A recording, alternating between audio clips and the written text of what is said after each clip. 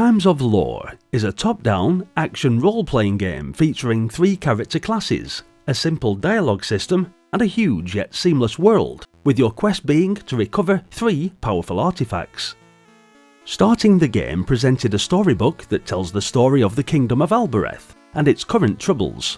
Upon starting play, you then choose from one of 3 characters to represent you in the game.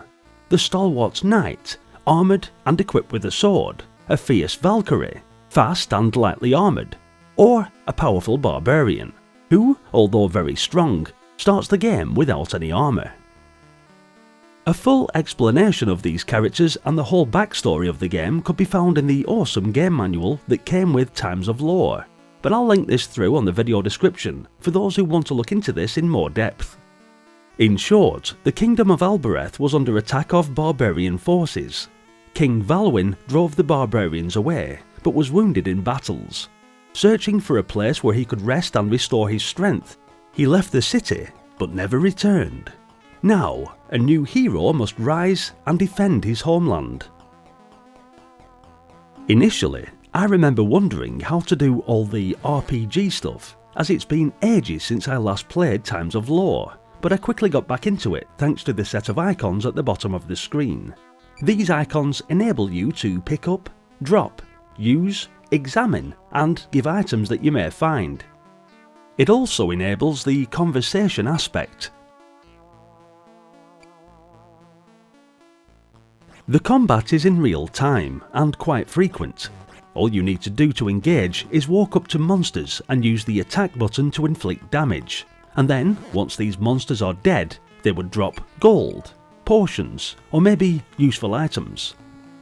Talking also plays a major role in the game and requires the use of these menus, and once you are engaged in conversation, then you'll see various dialogues popping up on screen.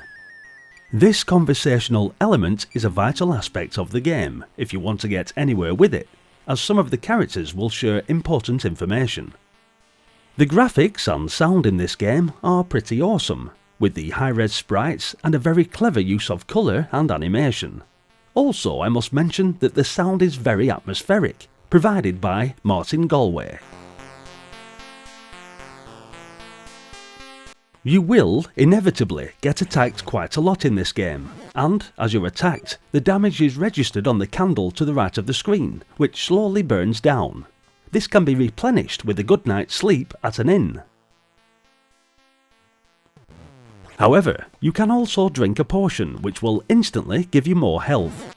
These potions, as mentioned, are dropped by some of the monsters when killed. A day and night cycle is also integrated into the gameplay. Encounters at night were considerably more difficult than during the day. The arcade action is incredibly repetitive, however, I must admit, and unlike other traditional RPGs, there are no statistics to roll or assign. There is no levelling involved, but the icon system works smoothly, and the conversation mode is excellently presented. There's an incredibly large environment to explore, and once you get into this game, there is plenty to occupy you. However, it just took a bit too long to get anywhere, and as half the game involved travelling around killing monsters and collecting coins, you really need to be an RPG lover to stick it out. However, its difficulty level, action-oriented gameplay, and simple dialogue made it easier for anyone to get into, and its relative simplicity made it an ideal starting point for newcomers to the RPG genre back in the day.